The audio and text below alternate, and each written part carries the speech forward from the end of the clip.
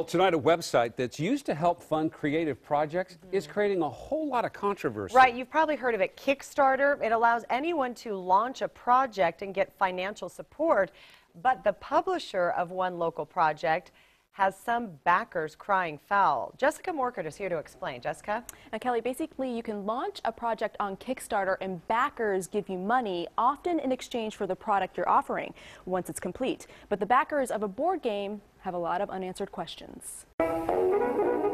It's a clever board game with creators living right here in the Rose City. Keith Baker is co-creator of The Doom That Came to Atlantic City. It's a board game that a friend of mine and I designed, essentially where giant monsters stomp around and compete to destroy the city first. Baker's gaming concoctions are popular, so much so that he and his fellow co-creator were approached by publisher The Forking Path to license and launch the game.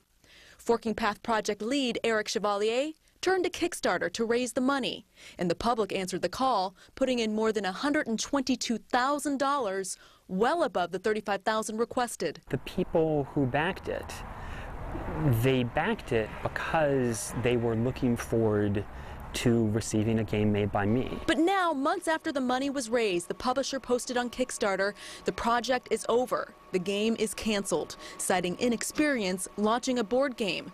Backers have taken to Kickstarter too, wondering what happened to the $122,000+. I don't know anything about the finances of the Forking Path. I don't know his plan for repaying them. We reached out to Chevalier today, who would not speak on camera while seeking legal counsel, but says the Kickstarter terms of service that were in place when I launched the project do not require that I repay backers if the project fails. But I have offered to do that as I am able. Kickstarter is a fantastic opportunity for people. It is a fantastic service, but at the moment it's very dependent on trust. And just to be clear, Keith Baker is not involved with Kickstarter campaign. He says he's merely the game's designer, and he says he plans to offer the more than 1,200 backers paper versions of his game. In the meantime, Eric Chevalier has apologized on his site and again says he will repay. Kickstarter has declined to comment tonight, but says according to their policy, this is between the backers and the person who started the project. Back to you. Thank you, Jessica.